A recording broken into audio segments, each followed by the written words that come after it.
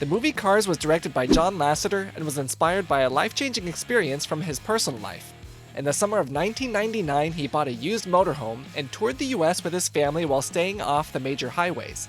The trip reportedly taught Lasseter the importance of taking time to slow down and enjoy the journey, which is where he got the idea for Cars' story.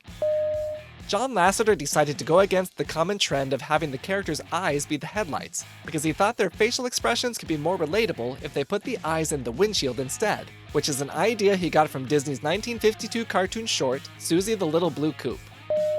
The animators needed to make their characters look unique without straying too far from what real stock cars should look like, so Lightning McQueen's design was based on a modern spin on the classic stock car look, and for the other cars they used models from previous eras such as the 1970 Plymouth Superbird and the 1987 Buick Grand National NASCAR Racer. The most difficult texture for the animators to create was chrome because it was so reflective of the world around it. But as Pixar always does, they were able to figure out how to make it work by using a ray tracing rendering technique to realistically reflect the world's environments on the car's surface. The animators also had the challenge of trying to make the Cars world feel relatable to even the die-hard car fans, so they put themselves at the task by having sound engineers visit racetracks all over the US to capture the authentic sounds of all the cars they wanted to include in the movie. John Lasseter even spent time with Fox's sports director Artie Kempner to understand how to broadcast their races in a way that felt authentic to the sport. Pixar frequently sends their animation teams on location to be inspired by where their stories take place. So for Cars, all the animators spent a day being driven around racetracks with professional drivers to better understand the physics of their car's world. And they also spent some time with expert guides touring Route 66. John Lasseter talked to many racing icons during the production, and he wanted them to be in the movie because he didn't think he'd be able to have the supporting characters sound like racing experts if he had gone with other actors to play those roles instead. The Hudson Hornet was my inspiration.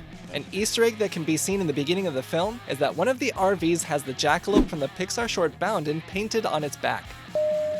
Littered throughout the world are tons of graphics that were all designed individually by the Pixar animators. So now when you see all of them in the movie, hopefully you can appreciate the hard work on those very small details that received only a few seconds of screen time.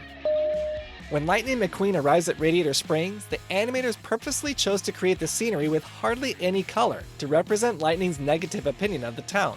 However, as he spends more time there and sees the beauty in it, the scenery starts to have much more color to show his opinion has changed.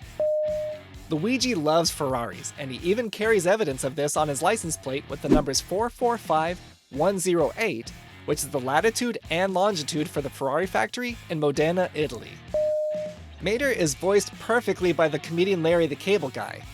Tractors is so dumb. But the lovable tow truck's personality is actually based on Douglas Keever from North Carolina, who is nicknamed Mater for all the trouble he'd caused in the neighborhood throwing tomatoes. Even the line he uses to abbreviate his nickname from Tomater down to Mater is used in the movie too. Yeah, like tomato, but without the tuh.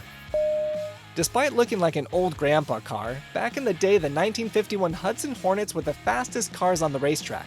So casting Paul Newman to voice Doc was a perfect fit because of his racing experience and love for cars, but also because his age was well suited for the character too. Along with that, this was Paul Newman's last big role before his death in 2008. On a happier note, how about another Easter egg? Take a look at the following clip to see if you can spot the hidden Mickey. Let me know in the comments by saying "found it." Pixar movies are known for having the Pizza Planet truck hidden somewhere in the movie, and you can spot it in Cars in a scene right before the final race of the movie. If you'd like to cast a vote to decide the movies for future videos, head over to my Patreon page and make a small monthly pledge by clicking the link in the description box below. And make sure to subscribe and hit the bell to be notified when I post a new video so you can keep learning more fun facts about your favorite films.